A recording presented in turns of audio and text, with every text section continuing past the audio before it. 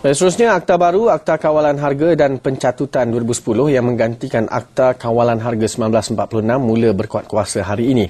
Menganggapnya sebagai penambahbaikan akta sedia ada, dua NGO kepenggunaan bagaimanapun berpendapat, pelaksanaan akta tersebut harus sealiran dengan penguatkuasaan yang ketat. Setiausaha Agong Persatuan Pengguna Islam Malaysia, Datuk Dr. Ma'amur Osman berkata, keberkesanan pelaksanaan akta itu juga hanya akan berkesan dengan adanya penguatkuasa dan pegawai risik yang cekap. Kerana kita dapati bahawa tidak ada faedahnya mempunyai akta yang bagus tetapi tidak dapat dilaksanakan dengan cekap dan berkesan. Jadi kita harap supaya kementerian mempunyai bidang-bidang kepakaran tersebut. Dalam pada itu, Setiausaha Agong Gabungan Persatuan Pengguna Malaysia FOMKA Muhammad Syahani Abdullah berkata, pihak penguatkuasaan harus lebih serius dalam membendung kenaikan harga.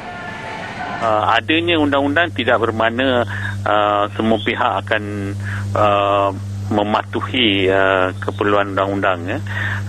Keadaan sekarang pun walaupun kita ada pelbagai undang-undang berkenaan bekalan dan harga, masih berlaku peniaga yang mengambil kesempatan, dan kalau amalan penguatkuasaan yang seperti sekarang diteruskan, walaupun dengan akta baru ini amalan peniaga tidak dapat dibendung.